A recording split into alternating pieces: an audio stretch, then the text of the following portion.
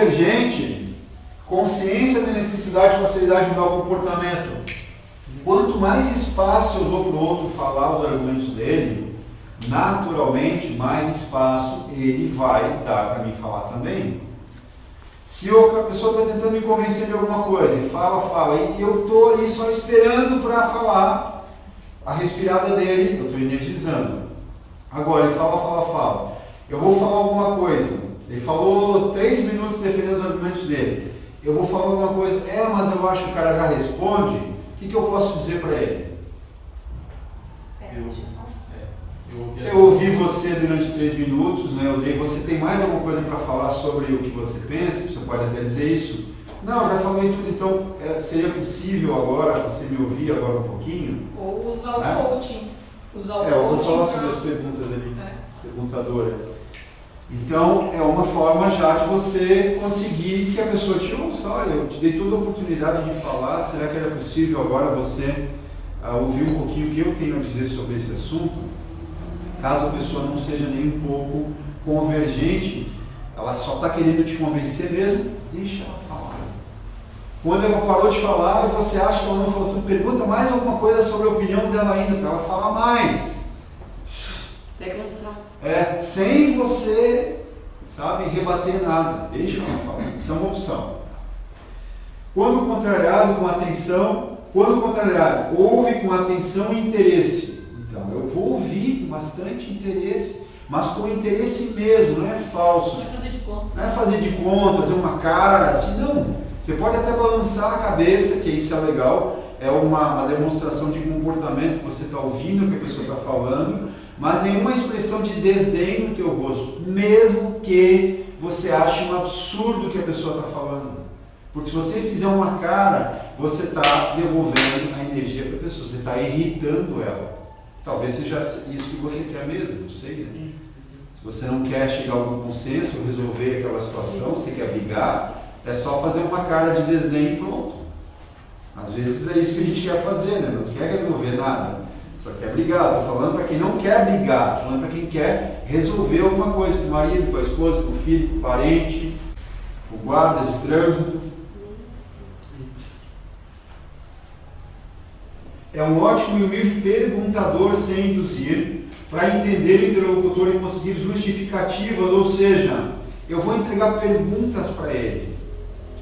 Eu não vou entregar respostas, eu entrego perguntas.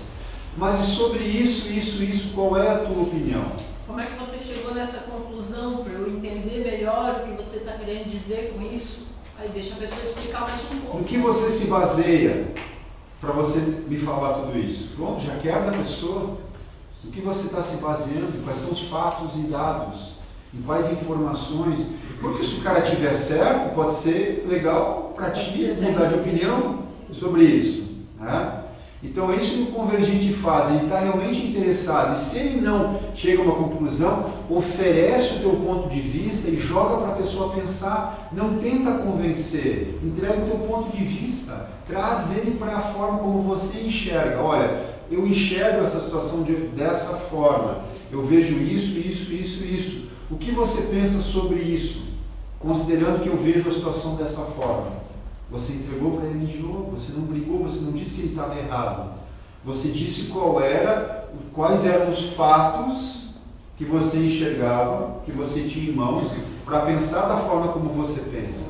E joga para o outro raciocinar, entrega para ele de novo. Se ele gosta tanto de falar e de ter a razão, entrega para ele ter a razão, para ele pensar. Então a convergência é chegar a um consenso.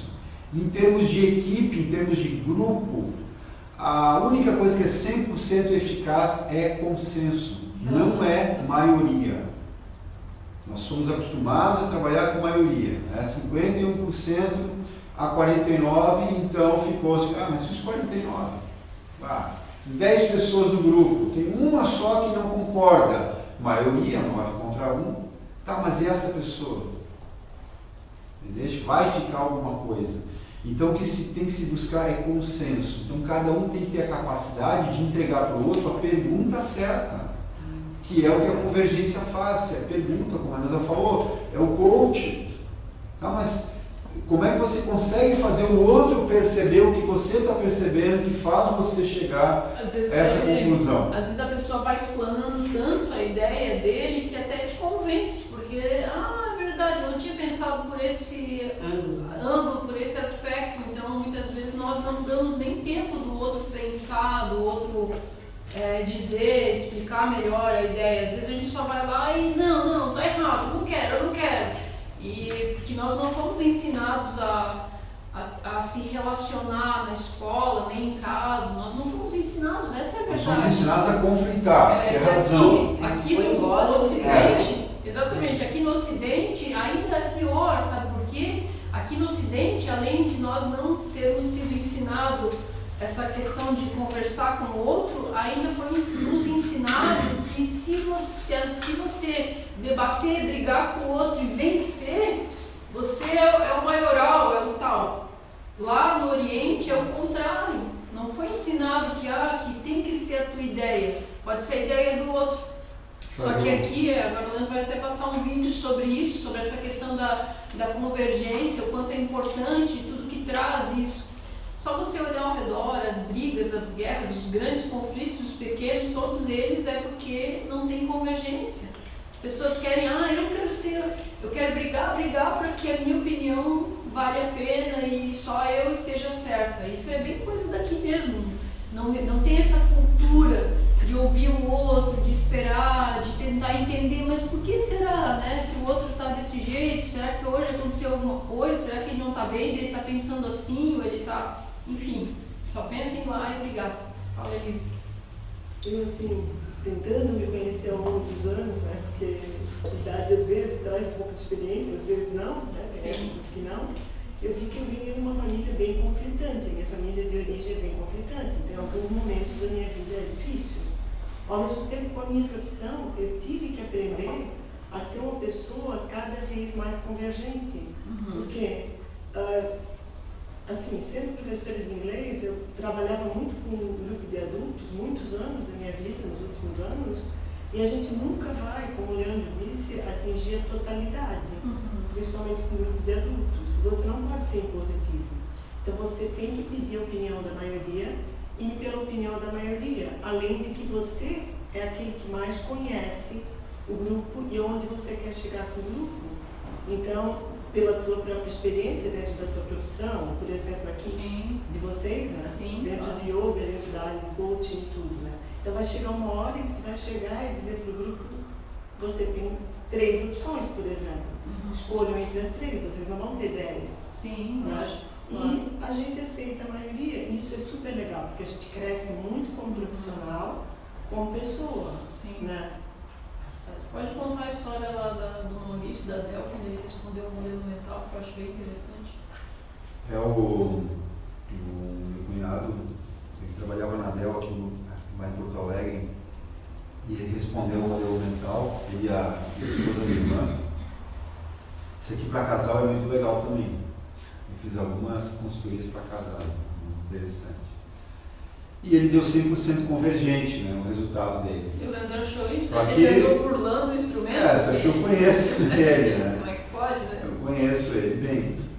Então daí fui conversar com ele, a equipe dele, ele trabalhava na época com, sei lá, 30 pessoas, aí tinham 2 na China, 3 nos Estados Unidos, 4 na Inglaterra, 2 na Espanha, era do mundo inteiro. E o chefe também estava longe, né? E o chefe estava longe, então como é que é assim? Então tu imagina, acontece uma coisa errada lá em Porto Alegre, e o chefe fica na Holanda.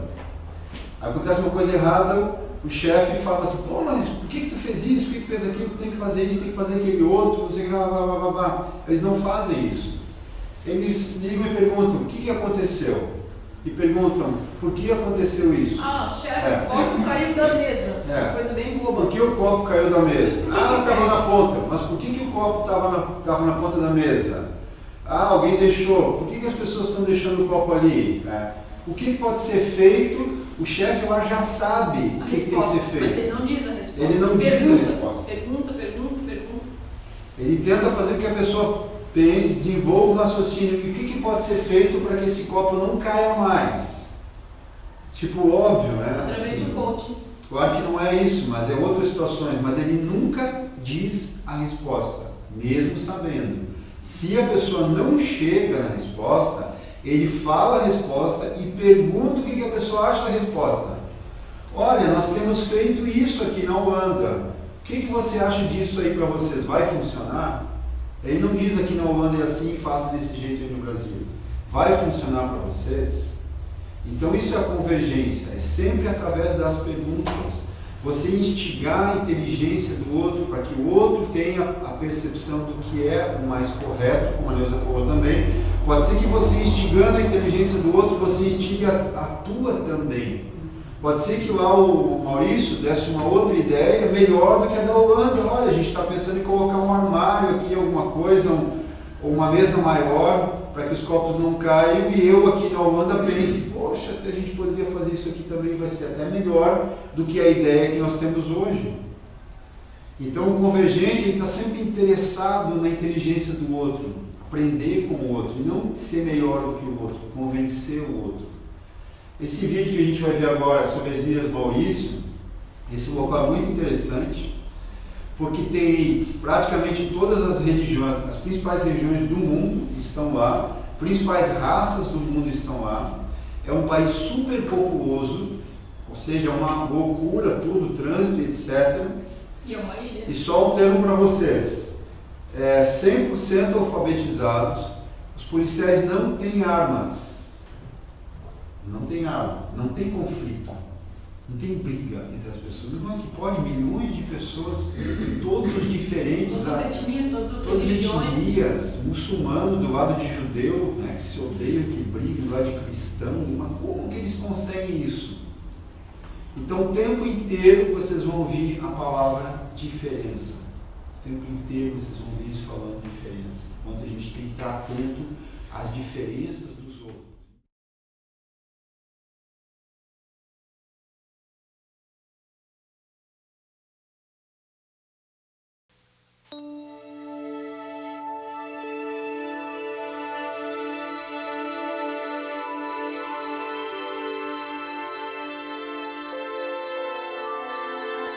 A ilha de Maurício é uma nação africana situada a 2.000 milhas a leste do sul da África, no Oceano Índico. Em 1968, Maurício conseguiu a sua independência e tornou-se república. Sua população agora consiste de indianos, chineses, bretões, descendentes de franceses e crioulos, que são descendentes de colonizadores brancos e escravos de Madagascar.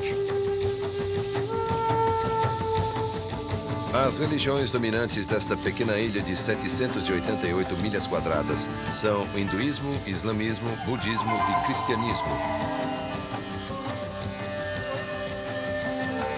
Maurício é superpopulosa e praticamente sem recursos naturais. Sua estrutura social é frágil. Maurício está diante do desafio de equilibrar uma sociedade complexa e cada vez mais urbana com suas tradições culturais, étnicas e religiosas.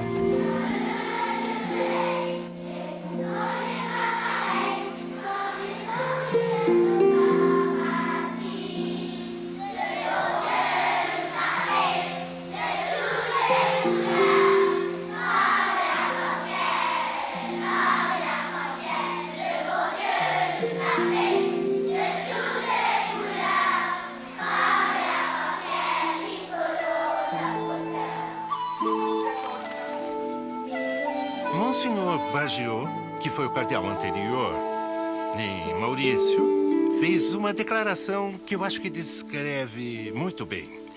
Ele diz que nós deveríamos considerar cada grupo racial ou cultural como uma fruta. Uma maçã, uma pera, uma manga. E que não devemos fazer de Maurício uma geleia, onde nós misturamos e amassamos tudo e obtemos uma geleia com apenas um sabor, eu não sei qual. Mas sim que devemos fazer uma salada de frutas, onde cada fruta mantém o seu próprio sabor e seu aroma individual. As diferenças se somam à riqueza da diversidade. a beleza de mosaico da nação. Nós temos orgulho dos nossos ancestrais, dos nossos valores ancestrais. Nós apenas reconhecemos o direito de ser diferente de cada um. E vivemos com essas diferenças e às vezes descobrimos que elas são uma fonte de enriquecimento. Eu tive a oportunidade de ir à escola com hindus, muçulmanos e cristãos. Tenho vivido nesse ambiente desde a minha infância. Portanto, eu não acho essas diferenças tão estranhas. Eu as considero normais. Gosto delas. Elas são uma vantagem para Maurício. Eu não gostaria que as coisas mudassem e que todos falassem a mesma língua, praticassem a mesma religião, comessem as mesmas comidas ou se vestissem igual. É isso que torna suas cidades grandes tão chatas. Não se trata do trabalho de apenas um grupo étnico ou de uma cultura.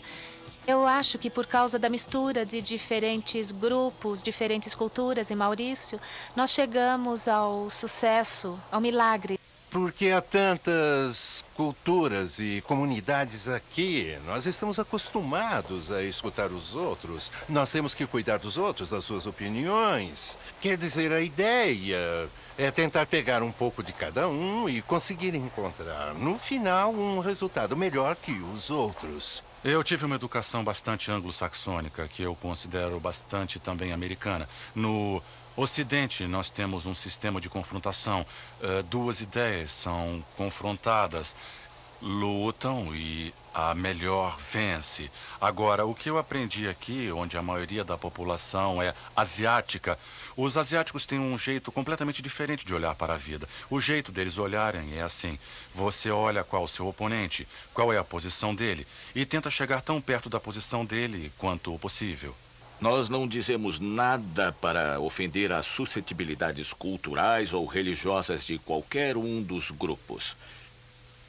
E este é um princípio cardeal para se viver aqui, que as pessoas nunca ofendam deliberada ou acidentalmente. Em Maurício, eu acho, depois de todos os problemas que enfrentamos, nós conseguimos entender que não há nada melhor do que compreender, ajudar, compartilhar e estender a mão a quem está perto de você.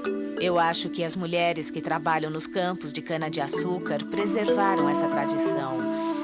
Por exemplo, a mulher creole que não hesitaria nenhum minuto em ajudar a mulher hindu a completar sua tarefa. É algo extraordinário que eu amo. Vejamos as crianças em idade escolar, por exemplo. Quando vão à escola em qualquer povoado ou cidade, elas andam ao lado de pessoas que não parecem com elas. Por isso, nós não apenas conhecemos os outros neste país, mas também a cultura diversificada que representa o mundo todo. Vejam, isso não é folclore. Isso é vida cotidiana, com meninos e meninas estudando, rindo, sorrindo, brincando, cantando juntos. Nosso corpo gerencial é formado por várias comunidades étnicas diferentes de Maurício. Nós acreditamos que isso é uma força. O fato de virmos de diferentes origens significa que quando uma questão é colocada, nós não damos todos a mesma resposta e, consequentemente, temos vários aspectos diferentes da questão. De acordo com minha experiência, a resistência à mudança em Maurício é muito menor, porque estamos expostos à diferença todo o tempo. É formidável como podemos ser íntimos uns dos outros e mostrarmos esse notável senso de solidariedade. Nós sabemos que somos todos o povo de Maurício e que dividimos, querendo ou não, dividimos o mesmo destino. Não há religião no mundo que pregue algo contrário ao amor, à fraternidade universal e à tolerância. Eu sinto que esses valores humanos, eles devem ser preservados, eles devem persistir. E você não encontra esse tipo de coisa em outros ambientes de trabalho. onde as pessoas estão se tornando egocêntricas? Acho que ao longo dos anos desenvolvemos a habilidade de olhar para o outro com o coração. Estou sendo um pouco poético, mas é assim que acontece. Nós temos a capacidade de ver além da aparência física e das diferenças étnicas. Nós vemos apenas o homem ou a mulher. Vemos o cidadão de Maurício antes de vermos o hindu ou o chinês. É algum tipo de sentimento que temos. É necessário um povoado inteiro para fazer um homem. Você não pode crescer num pequeno núcleo familiar e tornar-se alguém capaz de viver em harmonia com a sociedade.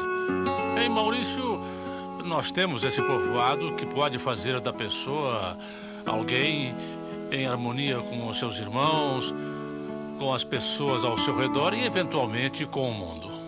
Imagine-se perdido no Oceano Índico e todos com o mesmo interesse, a mesma língua, a mesma religião. Graças a Deus, nós somos diferentes. Um jardim com um só tipo de flores seria um jardim sem graça. E eu realmente acredito que as nossas diferenças são uma grande vantagem e tornam as coisas muito mais interessantes, especialmente agora que o mundo tornou-se um só grande lugar. Maurício é uma ilha e, de algum modo, nós temos a tendência de acreditar que cada pessoa é uma ilha. Mas eu não vejo isso pelo lado negativo. Eu acredito que a ilha que nós somos, no meio do oceano, tem a possibilidade de receber as correntes de todos os cantos do mundo. Como Mahatma Gandhi disse uma vez, nós abrimos as portas e as janelas e permitimos que todas as correntes entrem, mas tentamos permanecer sobre os nossos pés.